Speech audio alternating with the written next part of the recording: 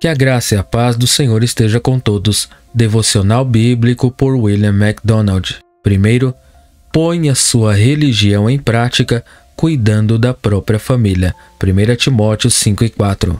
Você já ouviu a expressão um demônio em casa, um santo fora? Descreve a terrível tendência de ser gracioso e extrovertido com os que estão no mundo exterior e ainda assim ser duro e cruel em casa. Esta é uma falha que não se limita a nenhuma classe particular de pessoas. Os jovens têm que se proteger contra isso. É tão fácil ser uma personalidade da TV com os colegas e ainda assim ser um terror para os pais. Os maridos podem manter uma fachada charmosa com seus colegas de trabalho, mas quando voltam para casa, eles desligam o charme e voltam a ser normais e irritáveis. Os pregadores podem ter um estilo brilhante no púlpito e uma disposição podre na sala da família. É um dos traços perversos de nosso estado decaído que, às vezes, somos mais cruéis com aqueles que estão mais próximos de nós, que fazem mais por nós e que em nossos momentos de sanidade mais amamos. Assim, Ella Wheeler Wilcox escreveu: "Uma grande verdade na vida eu descobri enquanto viajava para o oeste. As únicas pessoas que realmente ferimos são aquelas que mais amamos.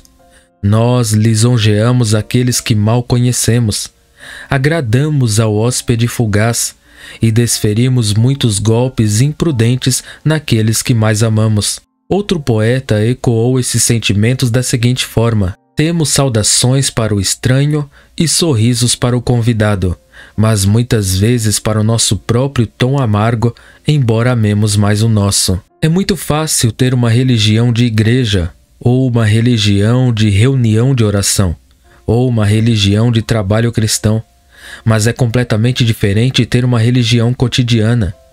Mostrar piedade em casa é uma das partes mais vitais do cristianismo, mas também muito rara.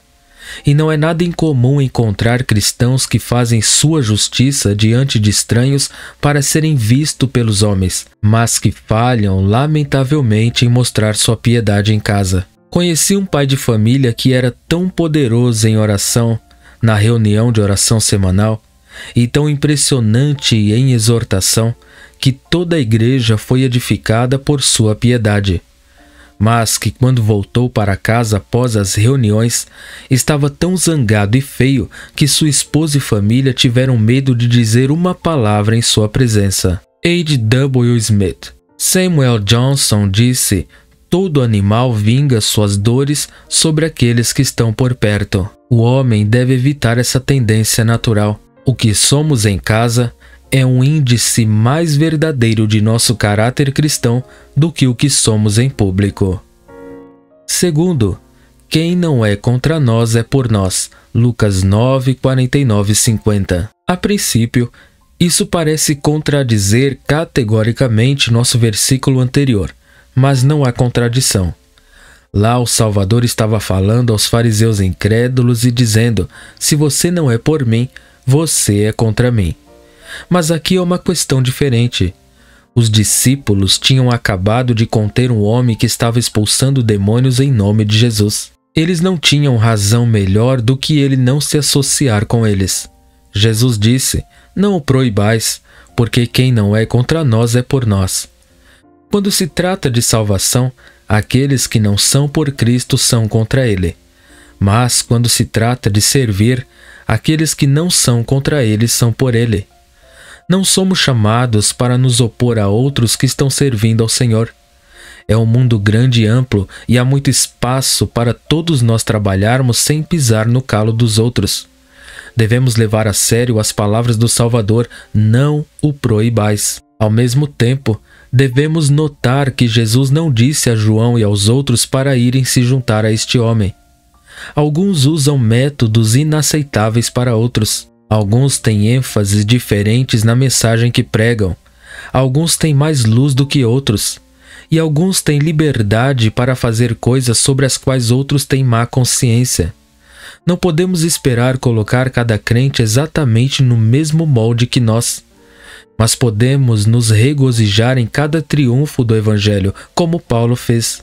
Ele disse: alguns de fato pregam a Cristo até por inveja e contenda, e alguns também de boa vontade. Uns pregam a Cristo por contenda, não com sinceridade, pensando acrescentar aflição às minhas prisões, mas outros por amor, sabendo que estou posto para a defesa do Evangelho. O que é então?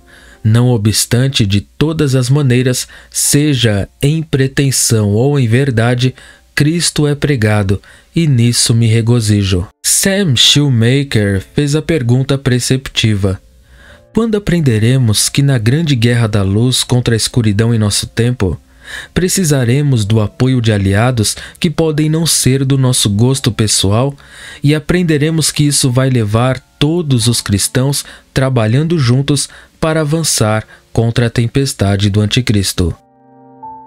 Terceiro, ao único Deus sábio, seja a glória por meio de Jesus Cristo para sempre. Romanos 16, 27. A sabedoria de Deus é um fio que percorre toda a Bíblia.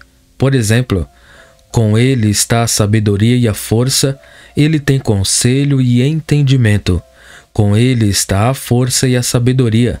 O enganado e o enganador são dele. Jó 12, 13 e 16. Ó Senhor, quão múltiplas são as tuas obras, com sabedoria tu os fizeste todos. A terra está cheia das tuas riquezas. Salmo 104, verso 24. O Senhor, pela sabedoria, fundou a terra. Pelo entendimento estabeleceu os céus. Provérbios 3:19. Bendito seja o nome de Deus para todo sempre, porque sabedoria e poder são dele. Daniel 2:20. Porque na sabedoria de Deus, o mundo pela sabedoria não conheceu a Deus. Aprove a Deus pela loucura da pregação salvar os que creem. 1 Coríntios 1:21. Mas vós sois dele em Jesus Cristo, o qual para nós foi feito por Deus sabedoria e justiça e santificação e redenção.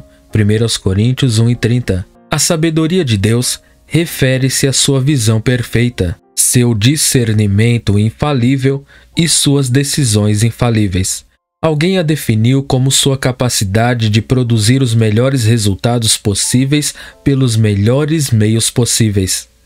É mais do que conhecimento, é a capacidade de usar esse conhecimento adequadamente.